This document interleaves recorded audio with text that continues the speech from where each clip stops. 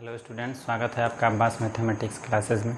तो देखिए, पिछले वीडियो के लेक्चर में हम लोग कुछ प्रॉब्लम्स देखे थे और प्रॉपर्टी पर बेस्ड, जो कि प्रॉपर्टी बहुत ही इंपॉर्टेंट है, इसीलिए उस पर कुछ क्वेश्चंस हम लोग कर रहे हैं।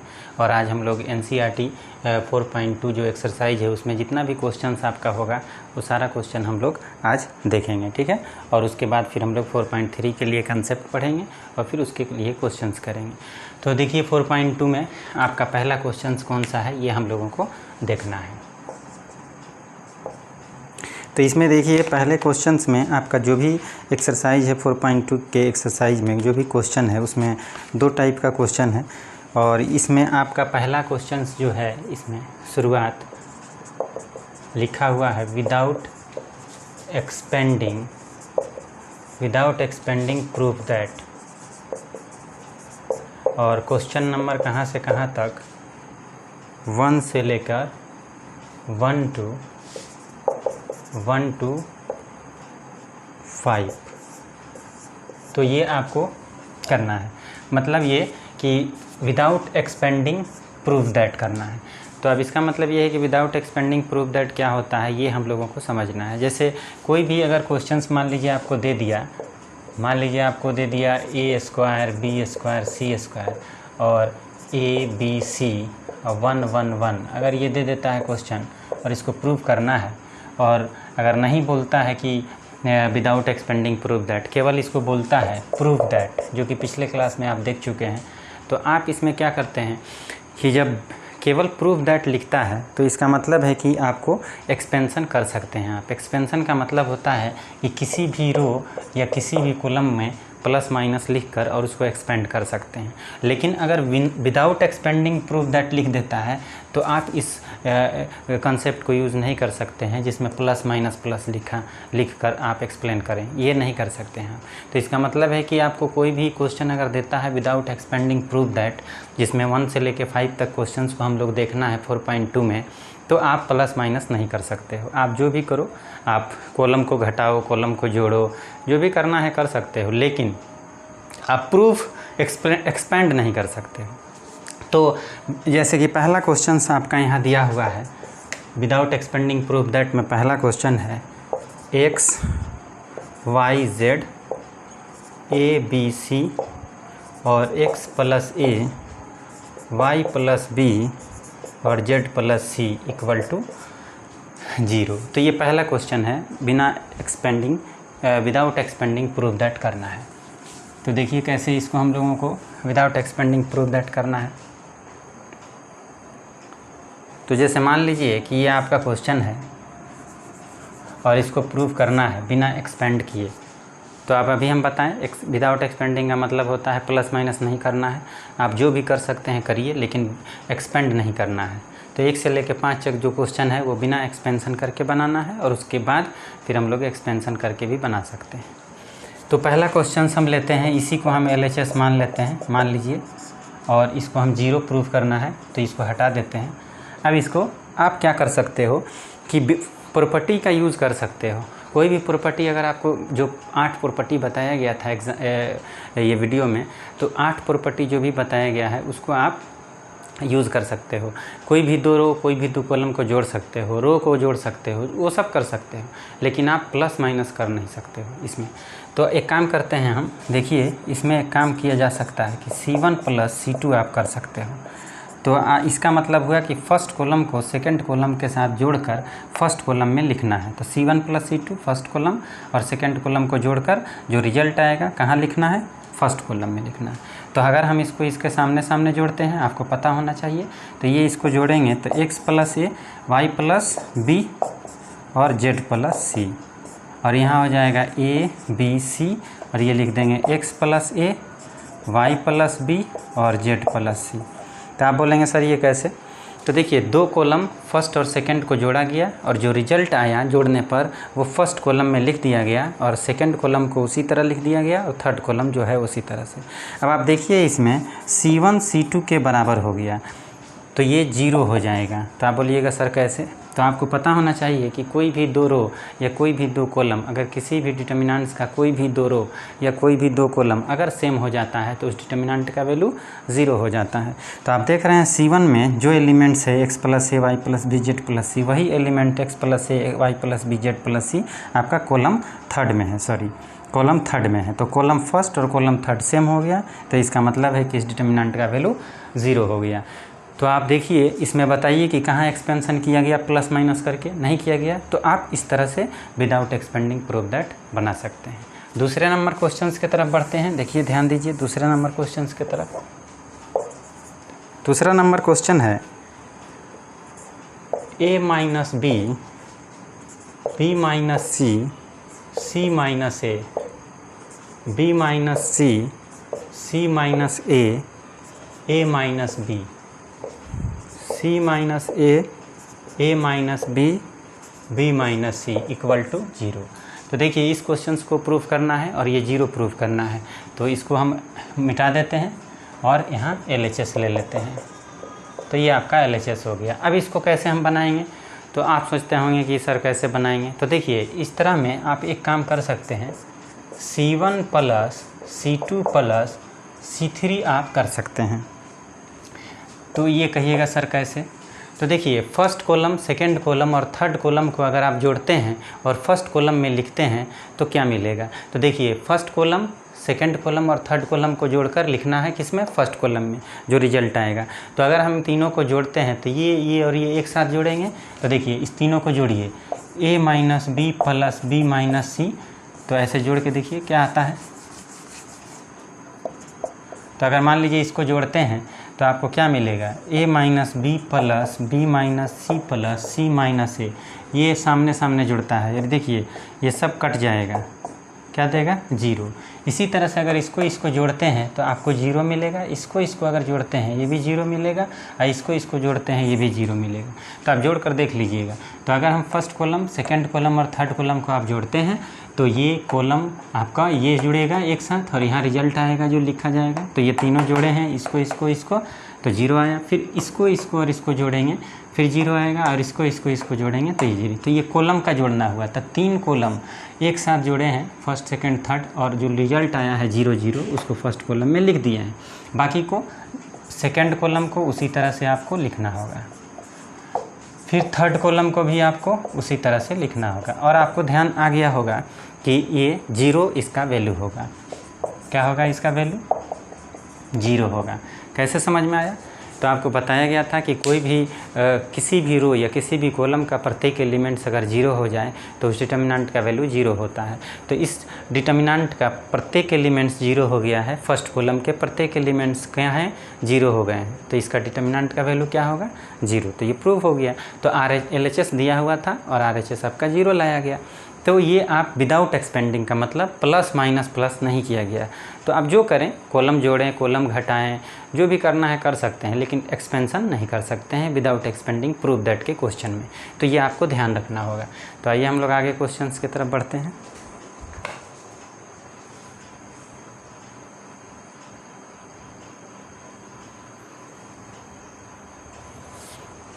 तो आइए तीसरे नंबर क्वेश्चंस की तरफ बढ़ते हैं। तो आपको यहाँ ध्यान आ रहा होगा कि जो क्वेश्चंस आपका दिया हुआ है इसमें क्या है। तो देखिए ये आपका क्वेश्चन है इसमें, और LHS ये है और RHS आपको प्रूव करना है। और कौन सा क्वेश्चन है, तो 1 से लेकर 5 तक के जो क्वेश्चन है वो बिना एक्सपेंशन के प्रूव करना है। तो चलिए हम इसको देखते हैं। तो इसमें हम एक काम कर सकते हैं, C1 + 9C3। तो आप कहिएगा सर ये कैसे हो गया।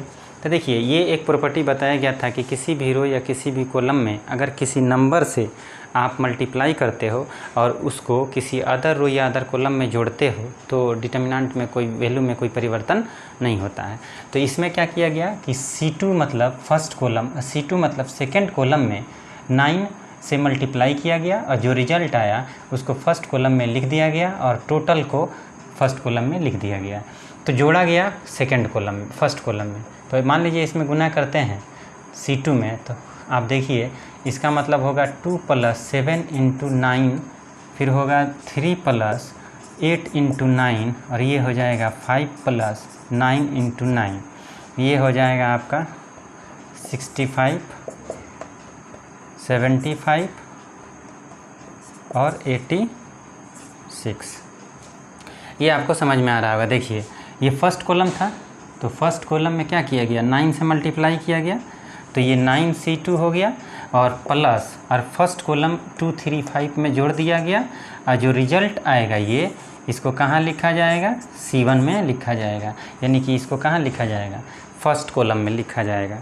तो फर्स्ट कॉलम में जो लिखना है वो क्या लिखना है, तो इसका मतलब ये हुआ। तो इसको हम क्या करेंगे, फर्स्ट कॉलम में लिख देंगे। तो देखिए इसको हम लिखे हैं, इसमें गुना किए 9 7 63 9 8 72 9 9 81 और जो आया इसमें जोड़ दिए और इसमें लिख देंगे। तो 65, 75 और 86 जो कि अभी आप देखे हैं, और ये आप लिख देंगे और 65, 75, 86 ये मान कितना हो जाएगा, 0 RHS। तो आप कहिएगा सर कैसे, तो देखिए ये आपका C1 = C3 बराबर हो गया। तो किसी भी दो रो या किसी भी दो कॉलम का अगर कोई भी दो रो या कोई भी दो कॉलम अगर डिटर्मिनेंट का सेम हो जाता है तो उस डिटर्मिनेंट का वैल्यू 0 होता है। अब आइए नेक्स्ट क्वेश्चन 4 नंबर की तरफ बढ़ते हैं और देखिए 4 नंबर में क्या है। 4 नंबर में क्वेश्चन है 1 1 1 BC CA AB A × B + C B × C + A C × A + B = 0। ये भी 0 प्रूफ करना है। तो आइए हम इसको कैसे बनाएंगे ये ध्यान देते हैं, ठीक है। तो हम इसको LHS ले लेते हैं, एकदम इजी है। तो इसका अगर आप सॉल्यूशन करते हो तो आप LHS इसको ले लो और LHS में आप लिख दो 1 1 1 जो लिखा हुआ है BC CA AB और A × B + C B × C + A और C × A + B। अब ये आपका जो लिखा हुआ है ये हम LHS ले लिए हैं, ठीक है। अब इसको प्रूफ करना है। तो पहला काम ये करेंगे कि 1 1 1 लिख देंगे, फिर BC CA AB लिख देंगे। और ये कौन सा क्वेश्चन है, ये सारा क्वेश्चन जो हम लोग बना रहे हैं वो विदाउट एक्सपेंशन है। विदाउट एक्सपेंशन यानी प्लस माइनस नहीं कर सकते हैं, विदाउट एक्सपेंडिंग है। ये लिख देंगे और इसको इससे मल्टीप्लाई कर देंगे। तो देखिए AB + AC, फिर इसको इससे मल्टीप्लाई कर देंगे BC + AB और इसको इससे मल्टीप्लाई कर देंगे। ये CA भी लिख सकते हैं आप, इसको इससे मल्टीप्लाई कर देंगे BC। तो क्या किया गया, इसको इससे मल्टीप्लाई कर दिया गया, फिर इसको इससे मल्टीप्लाई किया गया, फिर इसको इससे मल्टीप्लाई किया गया। अब देखिए क्या किया जाएगा, C3 + C2 + C3। अब यहाँ आप समझिएगा कैसे, C2 + C3। तो आप कहिएगा सर ये क्या कर रहे हैं, तो देखिए सेकेंड कॉलम को थर्ड कॉलम के साथ जोड़ रहे हैं और जो रिजल्ट आ रहा है उसको कहाँ लिख रहे हैं, थर्ड कॉलम में। इसका मतलब है कि ये थर्ड कॉलम है और ये सेकेंड कॉलम है, तो सेकेंड को थर्ड के साथ जोड़ेंगे तो सामने सामने जोड़ते हैं, तो ये इसमें जुटेगा, ये इसमें जुटेगा और ये इसमें जुटेगा, और जो रिजल्ट आएगा वो कहाँ लिखेंगे, थर्ड कॉलम में लिखेंगे। फर्स्ट कॉलम में भी लिख सकते हैं, कोई दिक्कत नहीं है।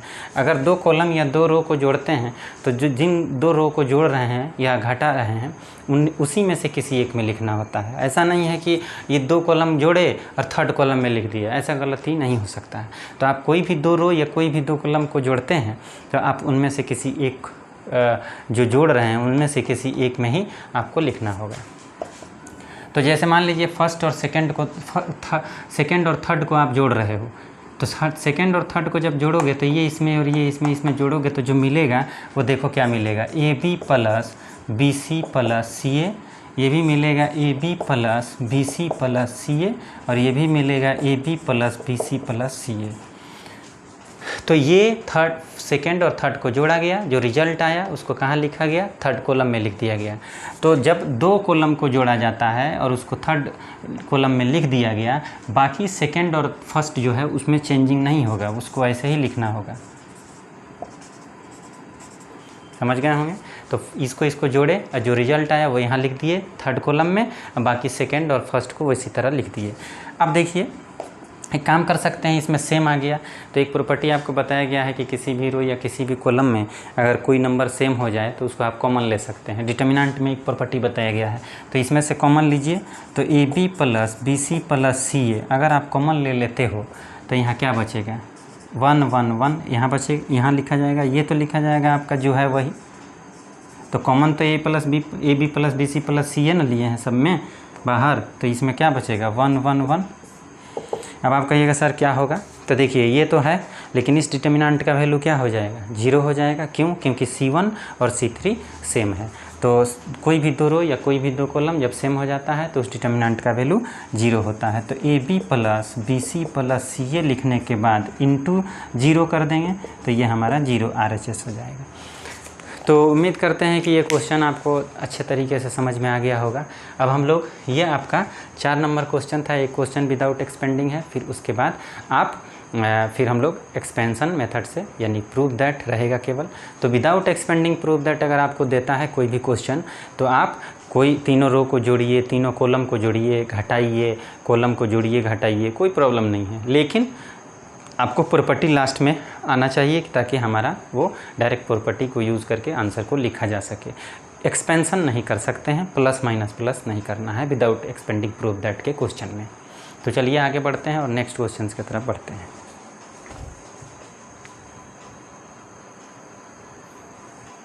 तो आइए हम लोग अब नेक्स्ट क्वेश्चन की तरफ बढ़ते हैं और ये लास्ट क्वेश्चन आपका है without expanding prove that 5 number.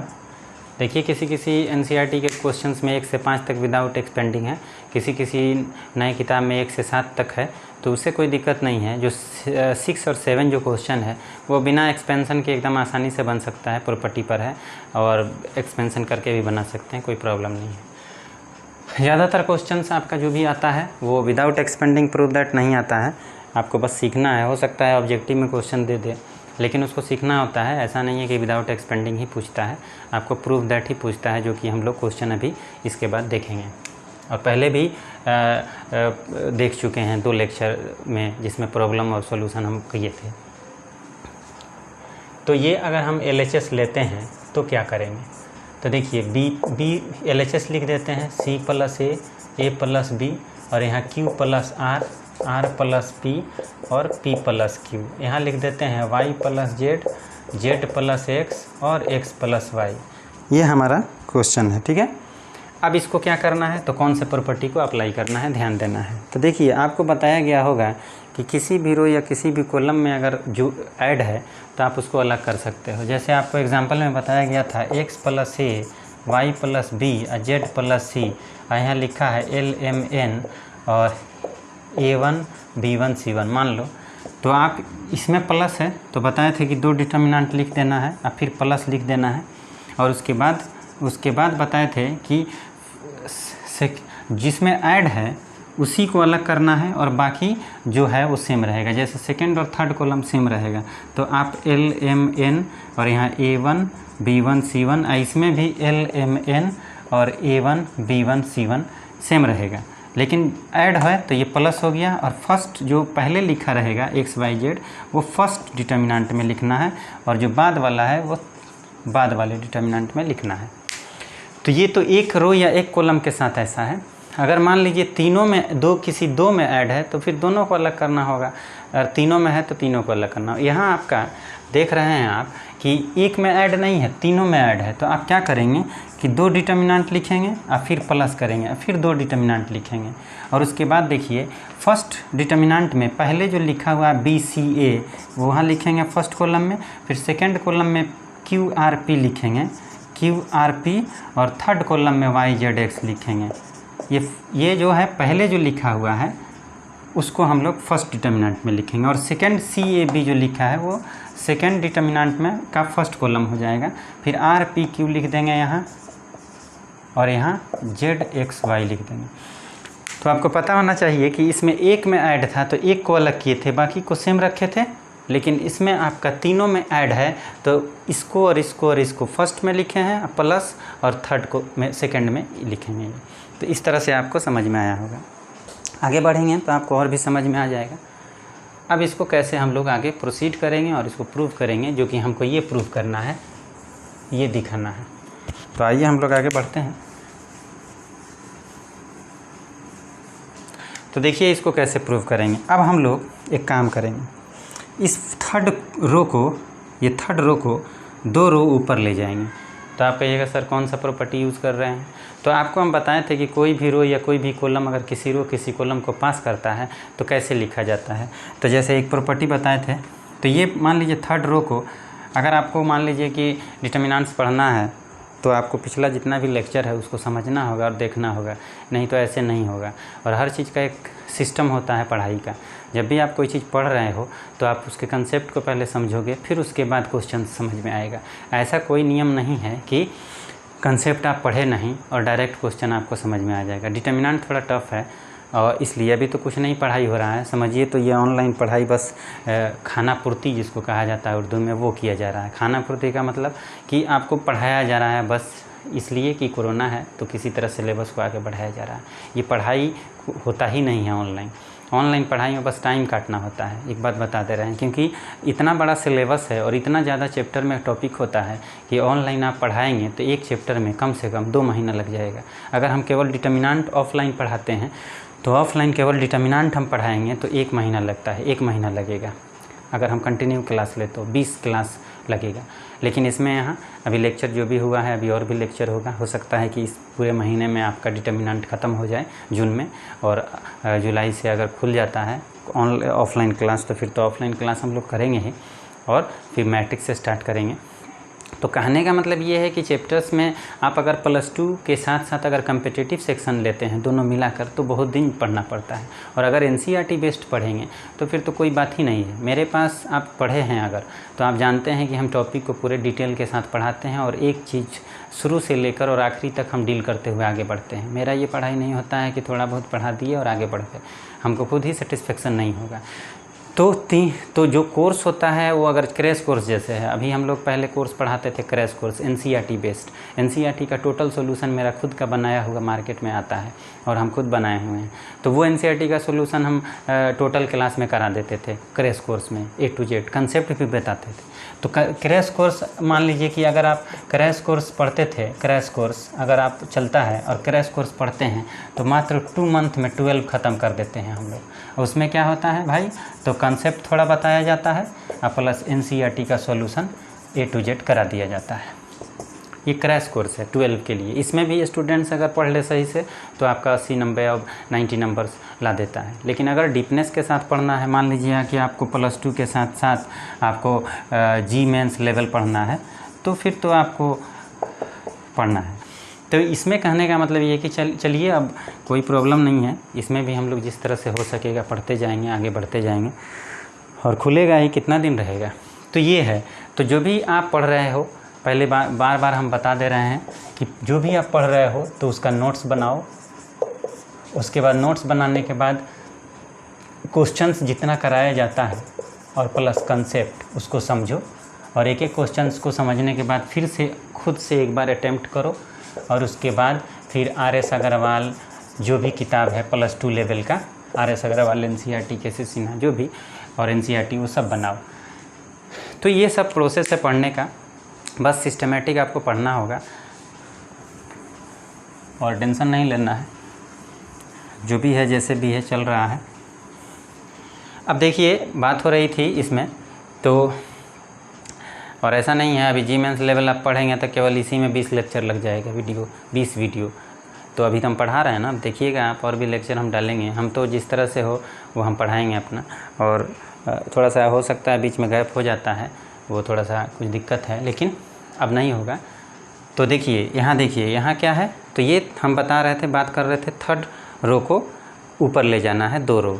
तो जितना भी रो आप पास कराते हो उस पर -1 पे पावर 2 लिखोगे। क्यों? क्योंकि ये रो जो है 2 रो ऊपर जा रहा है तो -1 पे पावर 2 होगा। अगर 1 रो ऊपर जाता तो -1 पे पावर 1 होता।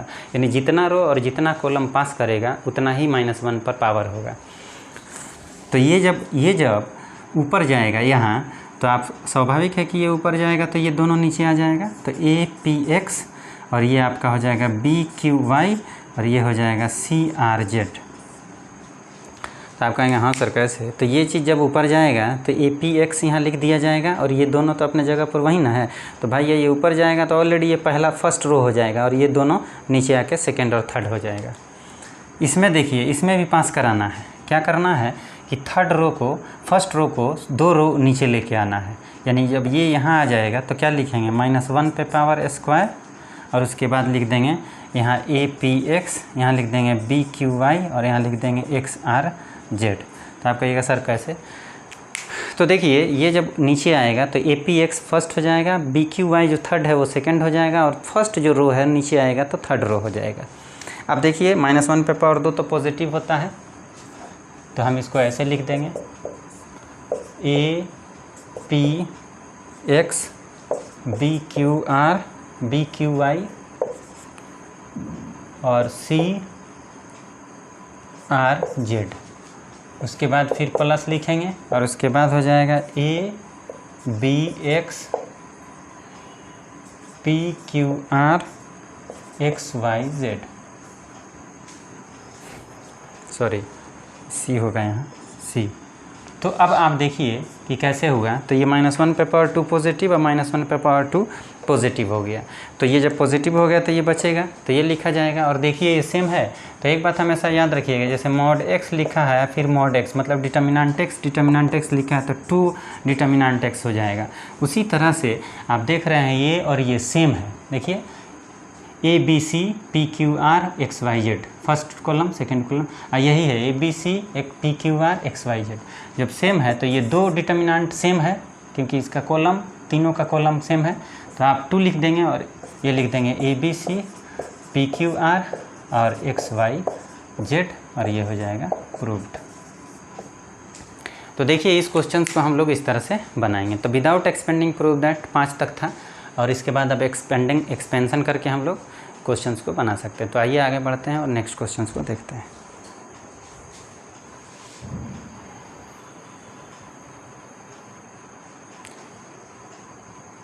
तो देखिए ये विदाउट यूजिंग प्रॉपर्टीज़ और शो दैट लिखा हुआ है। तो इसका मतलब ये कि इसमें अब इससे विदाउट एक्सपेंडिंग का मतलब हुआ कि बिना एक्सपेंशन के प्लस माइनस किए आप उसको प्रूव कर सकते हैं। लेकिन अब आप प्रॉपर्टी भी यूज़ कर सकते हैं और प्लस एक्सपेंशन भी कर सकते हैं प्लस माइनस करके। तो देखिए ये क्वेश्चन दोनों तरीके से बनाया जा सकता है। 6 नंबर विदाउट एक्सपेंडिंग भी बनाया जा सकता है और एक्सपेंशन करके भी बनाया जा सकता है। तो ये LHS अगर हम ले लेते हैं और इसको प्रूव करना है तो विदाउट एक्सपेंडिंग प्रूव दैट अगर हम बताएंगे तो एक स्क्यू सिमेट्रिक डिटर्मिनेंट होता है जो कि हम कम्पिटिटिव सेक्शन में बताएंगे जब NCERT बेस्ड सारा कंसेप्ट और थ्योरी हो जाएगा, क्वेश्चन हो जाएगा। तो हम बताएंगे स्क्यू सिमेट्रिक डिटर्मिनेंट और सिमेट्रिक डिटर्मिनेंट, उसको हम बताएंगे तब ये बिना एक्सपेंशन के डायरेक्ट प्रूव हो जाएगा। फिलहाल हम लोग एक्सपेंशन करके बनाएंगे, मतलब जो भी होगा। तो इसको क्या करेंगे, तो इसमें कुछ करना नहीं है, आप डायरेक्ट क्या करो एक्सपेंड कर दो। तो एक्सपेंशन बाई फर्स्ट रो से आप एक्सपेंड कर दो। तो यहाँ होगा प्लस माइनस प्लस। तो अगर आप प्लस माइनस प्लस करते हो फर्स्ट रो के थ्रू तो आप 0 को तो एक्सपेंशन करोगे नहीं, जो कि जानते हो आप पहले से कि 0 का एक्सपेंशन 0 ही होगा। 0 किसी नंबर में ऐड होगा तो 0 होगा, नंबर होगा। तो ये माइनस ए लेंगे और उसके बाद ये और ये ख़त्म हो जाएगा। तो जब ये और ये ख़त्म हो जाएगा तो क्या बचेगा, -AB और -C 0। तो हम ये -0 नहीं लिए क्योंकि 0 का मल्टीप्लिकेशन 0 ही होगा, तो हम -A लिए, माइनस और A और ये ख़त्म। तो ये और ये ख़त्म होगा तो -AB और -C 0। फिर हम लेंगे प्लस और फिर माइनस यहाँ लेंगे, प्लस साइन सिस्टम का और माइनस एलिमेंट्स का, और ये हम लेंगे तो ये और ये ख़त्म। तो फिर लिखेंगे -AB और 0C। कहिएगा सर कैसे, तो देखिए ये और ये ख़त्म होगा तो ये बचेगा 2 ऑर्डर में। अब यहाँ क्या होगा, -A लिखने के बाद ये इससे मल्टीप्लाई होगा क्योंकि 2 ऑर्डर का डिटर्मिनेंट का वैल्यू निकालना आप जानते हो। ये इससे गुना करेंगे 0 हो जाएगा 0, और फिर ये इससे मल्टीप्लाई करेंगे +BC हो जाएगा। तो आपको ये कैसे, क्योंकि माइनस है तो -BC और माइनस फार्मूला का प्लस, और ये प्लस माइनस -B और फिर इसको इससे करेंगे -AC और इसको इससे करेंगे -0। तो यहाँ हो जाएगा -ABC ये, और फिर माइनस माइनस प्लस हो जाएगा और फिर ये ABC होगा और ये कट के 0 हो जाएगा और ये RHS प्रूफ हो गया। अब आइए 7 नंबर क्वेश्चंस को करते हैं। 7 नंबर क्वेश्चंस में देखिए आपका दिया हुआ है -A² BA CA, फिर यहाँ लिखा हुआ है AB -B² और उसके बाद लिखा है CB, फिर यहाँ लिखा है AC BC -C² अब प्रूफ आपको करना है 4a² b² c², ये आपको प्रूफ करना है। तो इसमें हम लोग क्या करेंगे, तो हम इसको LHS ले लेंगे, ठीक है। अब LHS लेने के बाद आप डायरेक्ट प्लस माइनस नहीं करेंगे। देखिए आपको नियम कुछ इसके पहले वाले जो भी 2 वीडियो में हम क्वेश्चंस प्रूफ दैट कुछ बताए थे, उसमें आपको इस तरह का क्वेश्चंस कराए थे। पहले हम लोग प्रॉपर्टी यूज़ करते हैं, मतलब जोड़ते हैं, घटाते हैं, कॉमन लेते हैं, मतलब उस डिटर्मिनेंट को इजी करते हैं, और उसके बाद फिर जीरो ज़्यादा से ज़्यादा किसी रो या किसी कॉलम में जीरो लाने का प्रयास करते हैं, और फिर उसके बाद एक्सपेंसन करते हैं। और डायरेक्ट एक्सपेंसन अगर आप इसका करेंगे तो फिर आपको क्वेश्चंस बनेगा नहीं और भारी हो जाएगा, फिर आप कैलकुलेशन में अटक जाएंगे। तो ये कैसे बनेगा, तो मान लीजिए LHS ले लिए और इसको मिटा देते हैं, ये LHS है। तो देखिए क्या होगा कि फर्स्ट रो में फर्स्ट कॉलम में A कॉमन है, तो फर्स्ट कॉलम में A कॉमन ले लेंगे, A, तो यहाँ क्या बचेगा -A B C, देख रहे होंगे आप। फर्स्ट बताए थे कि किसी भी रो या किसी भी कॉलम में अगर कॉमन है तो कॉमन ले सकते हैं। तो फर्स्ट कॉलम में A कॉमन है तो A इसमें से ले लिए, तो यहाँ -A बचा, यहाँ B, यहाँ C बचा। सेकेंड कॉलम में B आपका कॉमन है तो B कॉमन ले लीजिए, तो फिर यहाँ बचेगा A - B और यहाँ C। फिर थर्ड रो में C कॉमन आप ले सकते हो, तो क्या बचेगा A B - C। तो ये तो हो गया। अब एक काम कर सकते हैं, हम यहाँ लिखेंगे C1 + C2 और फिर लिखेंगे C2 + C3, तो यहाँ ABC हो जाएगा। और ये देखिए C1 + C2 को ऐड करके C1 में लिखेंगे तो क्या होगा -A + A 0, B - B 0 और C + C 2C। फिर इसको इससे जोड़ देंगे 2A और इसको इससे जोड़ेंगे। समझ रहे हो भाई कैसे हो रहा है, थोड़ा मेहनत करना पड़ेगा। तो इसको इससे जोड़ेंगे तो जो प्रोडक्ट 0 ये दो जोड़ने के बाद जो रिजल्ट आएगा इन दोनों को जोड़ने पर, तो रिजल्ट आ रहा है इसको जोड़ने पर जो रिजल्ट आ रहा है वो लिख देंगे फर्स्ट कॉलम में। उसके बाद सेकंड और थर्ड को जोड़ते हैं और जो रिजल्ट आएगा सेकंड में लिखेंगे, तो A और A 2A 0 और इसको जोड़ेंगे 0 और यहाँ A B - E। अब कहिएगा सर क्या कीजिएगा अब आप, तो हम क्या करेंगे कि प्लस माइनस प्लस कर देंगे, यानी कि एक्सपेंसन बाय फर्स्ट कॉलम, ठीक है, एक्सपेंसन बाय फर्स्ट कॉलम। तो एक्सपेंसन फर्स्ट कॉलम से करेंगे तो यहाँ 2C ले लेंगे, तो ये और ये ख़त्म हो जाएगा, और इसको इससे मल्टीप्लाई करेंगे तो 2AB और इसको इससे मल्टीप्लाई करेंगे -0। डायरेक्ट कर दिए हैं, ये और ये ख़त्म, 2C लिए हैं तो ये और ये ख़त्म, क्योंकि 0 0 तो लेंगे नहीं, एक्सपेंसन 0 होगा, क्योंकि आपको पिछले वीडियो के लेक्चर में बहुत सारा क्वेश्चन इस तरह का बताए हैं, उसको देख लीजिए। ये और ये ख़त्म, ये इससे मल्टीप्लाई होगा 2AB और ये इससे -0। अब देखिए क्या होगा, तो ये ABC हो जाएगा और ये इससे मल्टीप्लाई होगा तो 4ABC हो जाएगा। इतना तो बच्चा नहीं है, ये घटेगा तो इतना ही आएगा, ये इससे गुना होगा तो ये आएगा, और ये हो गया 4A² B² C² RHS। तो ये हमारा आंसर हो गया। तो आइए अब हम लोग नेक्स्ट क्वेश्चंस की तरफ बढ़ते हैं।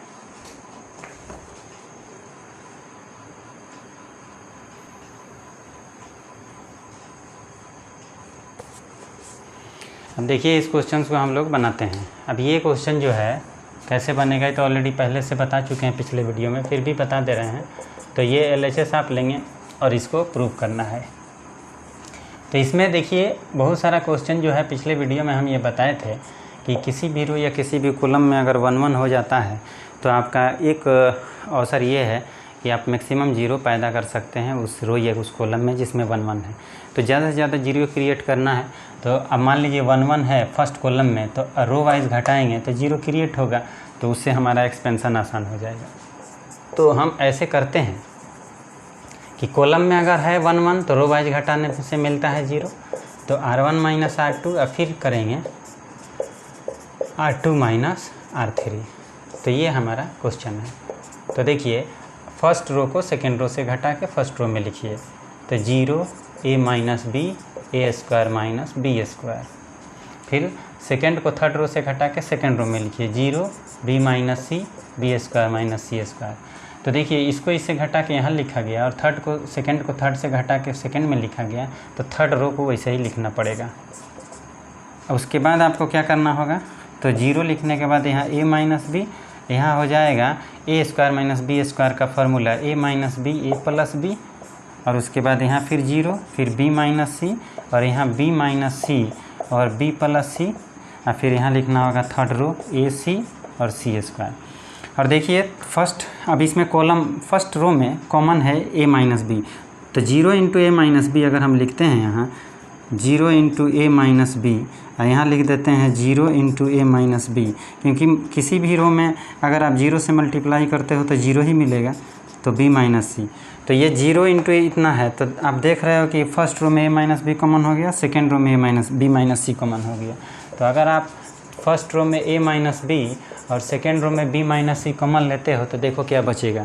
तो फर्स्ट रो में a माइनस बी कॉमन लिए, इसमें से इसे बाहर खींचे तो यहाँ 0, यहाँ 1 और यहाँ प्लस b बचेगा, तो यहाँ 0 और यहाँ 1 और यहाँ a प्लस बी बचेगा। फिर हम क्या करेंगे, सेकेंड रो से हम लोग क्या किए हैं, b माइनस सी कॉमन लिए हैं, तो ये तो फॉर्मल 0 अगर रहेगा तो b माइनस सी, तो ये गुना किए हैं समझाने के लिए, ठीक है ना। तो b माइनस सी कॉमन लिए सेकेंड रो से, तो 0 1 और b प्लस सी बचेगा, 0 1 और b प्लस सी। और थर्ड रो को वैसे ही लिखना पड़ेगा 1c और c स्क्वायर। उसके बाद क्या करना होगा, तो a माइनस बी और b माइनस सी लिखने के बाद प्लस माइनस प्लस करना होगा, यानी कि एक्सपेंशन किसके थ्रू कर रहे हैं, तो expansion by first column, expansion by first column, तो फर्स्ट कॉलम के थ्रू एक्सपेंशन कर रहे हैं। तो अगर हम एक्सपेंशन करते हैं तो 1 लेंगे, तो ये और ये ख़त्म। तो देखिए यहाँ क्या करेंगे हम, यहाँ b plus C minus a plus B लिख देंगे। आप कहिएगा सर कैसे, तो देखिए ये चीज़ यहाँ लिख दिए, प्लस माइनस प्लस लिए, प्लस 1 लिए, और ये ख़त्म हो जाएगा, तो ये 2 रो बचे, 2 ऑर्डर का डिटर्मिनेंट बचेगा, तो इसको इससे मल्टीप्लाई करेंगे माइनस फार्मूला का, फिर इसको इससे मल्टीप्लाई करेंगे। अब यहाँ हो जाएगा a minus b, b minus c, और यहाँ ये माइनस एंट्री करेगा तो माइनस a माइनस बी, तो माइनस बी कैंसिल, तो c माइनस a होगा, और ये हमारा RHS हो जाएगा। तो जैसा कि आप देख रहे हैं, इसको इस तरह से प्रूव करना है। तो विदाउट एक्सपेंडिंग वाले में तो आपको प्लस माइनस नहीं करते थे, लेकिन इसमें प्रॉपर्टी भी यूज़ कर सकते हैं, जोड़ घटाव करके आप, और मैक्सिमम 0 करके या जैसे भी हो, और प्लस माइनस कर सकते हैं।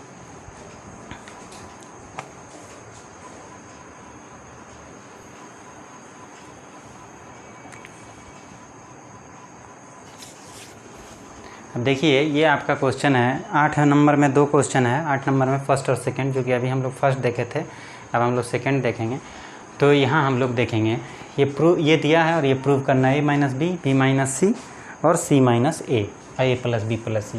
तो इसको प्रूव करना है, किताब में भी लिखा है, देख लीजिएगा। हम इसको LHS ले लेते हैं। तो इसके पहले भी बताया गया है कि किसी भी रो या किसी भी कॉलम में अगर 1 1 है तो आप मैक्सिमम 0 क्रिएट कर सकते हैं। तो आप देखिए कि किस रो या किस कॉलम में 1 1 है। तो आप देख रहे होंगे कि फर्स्ट रो में 1 1 है, तो अगर रो में 1 1 है तो कॉलम वाइज घटाइएगा तब 0 मिलेगा, और अगर कॉलम वाइज 1 1 है तो रो वाइज घटाना होगा तब 0 मिलेगा। तो देखिए ये इस तरह से रो में अगर 0 है 1 1 है तो ऐसे घटाएंगे तब ना 0 मिलेगा।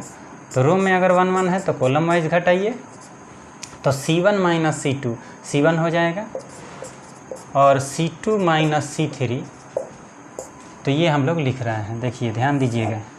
तो मान लीजिए कि फर्स्ट कॉलम को सेकंड कॉलम से घटाएंगे, फर्स्ट कॉलम में लिखेंगे तो क्या मिलेगा। तो देखिए 1 माइनस 1 0, a माइनस बी, और यहाँ हो जाएगा ए क्यू माइनस बी क्यू। फिर हम लोग सेकंड को थर्ड रो से घटा के, सेकंड कॉलम को थर्ड कॉलम से घटा के सेकंड में लिखेंगे। तो फर्स्ट कॉलम को सेकंड कॉलम के साथ घटाकर जो रिजल्ट आया उसको लिख दिए फर्स्ट कॉलम में।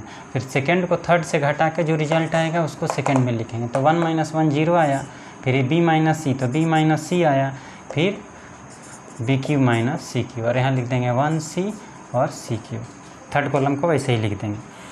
अब एक काम कीजिए, यहाँ 0 लिखिए और यहाँ a माइनस बी लिखिए, और इस फार्मूला को लिख दीजिए A cube minus B cube का फार्मूला याद होगा, a माइनस बी और a square plus A B plus B square, ये फार्मूला है किसका, A cube minus B cube का। उसी तरह सेकंड में 0 अब b माइनस सी लिखिए, और इसका फार्मूला बी क्यू माइनस सी क्यू का फार्मूला लिख दीजिए b माइनस सी और बी स्क्वायर प्लस बी सी प्लस सी स्क्वायर। फिर आप थर्ड कॉलम को उसी तरह लिख दीजिए 1 C और CQ। तो ये हमारा ये लिख दिए। अब आइए इसको आगे बढ़ाते हैं। तो ये आपका हो गया। अब देखिए इसमें ये a माइनस बी को 0 गुना करेंगे तो 0 ही मिलेगा, या इसमें b माइनस सी से गुना करेंगे तो 0 ही मिलेगा। तो इसमें क्या हो रहा है कि फर्स्ट कॉलम में a माइनस बी कॉमन है और थर्ड कॉलम में b माइनस सी कॉमन है। तो ये तो समझने के लिए लिख दिए हैं, आपको ध्यान देना होगा कि अगर 0 आ जाता है और बाकी 2 में है और 1 में नहीं है तो समझिए 0 इंटू a माइनस बी। तो फर्स्ट कॉलम से a माइनस बी कॉमन लीजिए। तो अगर फर्स्ट कॉलम से a माइनस बी कॉमन लेते हैं तो देखिए क्या बचेगा। तो फर्स्ट कॉलम से a माइनस बी अगर कॉमन लेते हैं तो 0 1 और ये बचेगा। तो यहाँ बचेगा 0, यहाँ बचेगा 1 और यहाँ बचेगा a square plus ab plus b square. फिर अगर सेकेंड कॉलम से b माइनस सी कॉमन लेते हैं तो क्या बचेगा 0 1 और बी स्क्वायर प्लस बी सी प्लस सी स्क्वायर। और उसके बाद थर्ड कॉलम उसी तरह लिख दीजिए, थर्ड कॉलम 1 C और CQ। अब उसके बाद क्या करेंगे हम लोग, तो यहाँ b माइनस सी कॉमन ले लीजिए। उसके बाद आप क्या करोगे भाई, तो आप जल्दीबाजी में अगर हो तो फर्स्ट रो के थ्रू एक्सपेंशन कर दो। अगर आपके पास समय है तो एक और 0 क्रिएट कर सकते हो, इसको इससे घटा के यहाँ लिख सकते हो, लेकिन नहीं तो एक्सपेंशन कर दो और अच्छा है। थोड़ा सा टफ लगेगा, एक्सपेंशन बाय फर्स्ट रो। तो एक्सपेंशन बाय फर्स्ट रो करते हो तो क्या लिखोगे, ध्यान दो, a minus B minus c और उसके बाद यहाँ प्लस माइनस प्लस लिख दो और उसके बाद इसको 1 ले लो, ये और ये ख़त्म। तो जब 1 लोगे तो ये और ये ख़त्म होगा तो यही ना बचेगा, तो इसको इससे मल्टीप्लाई करोगे तो मिलेगा बी स्क्वायर प्लस बी सी प्लस सी स्क्वायर। और यहाँ माइनस है, इसको इससे मल्टीप्लाई करोगे तो मिलेगा a square a B plus B square और ब्रैकेट। अब इसको कैलकुलेट करना होगा तब हमारा आंसर आएगा। तो ए माइनस बी माइनस सी और उसके बाद ये माइनस एंट्री करेगा तो बी स्क्वायर कैंसिल हो जाएगा और बचेगा क्या, B C plus C square minus A square minus A B, ये बचेगा। इसके बाद इसको कैलकुलेट करना होगा तो थोड़ा डायरेक्ट लिख देते हैं, जगह का कमी है समझ जाइएगा। इसको एक जगह रखिए और फार्मूला लिख दीजिए सी ए स्क्वायर माइनस बी स्क्वायर का।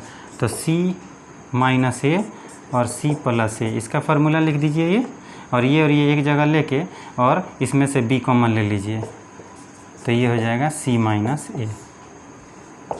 उसके बाद ए माइनस बी माइनस ए, ये समझ में आया। ये एक जगह लिखे हैं तो इसका फार्मूला ए स्क्वायर माइनस बी स्क्वायर वाला सी माइनस ए सी प्लस ए, और फिर इसको और इसको एक जगह ले लिए हैं, इसको और इसमें से बी कॉमन ले लिए हैं तो सी माइनस ए बच गया है। उसके बाद ये लिखने के बाद इसमें से ये देखिए, ये पूरे टर्म में और ये पूरे टर्म में कॉमन है सी माइनस ए। तो जब यहाँ से और यहाँ से सी माइनस ए कॉमन हो गया तो यहाँ सी प्लस ए बचेगा, यहाँ प्लस बी बचेगा और ये आपका लिख सकते हैं ए माइनस बी माइनस सी माइनस ए और इसको लिख सकते हैं ए प्लस बी और प्लस सी RHS।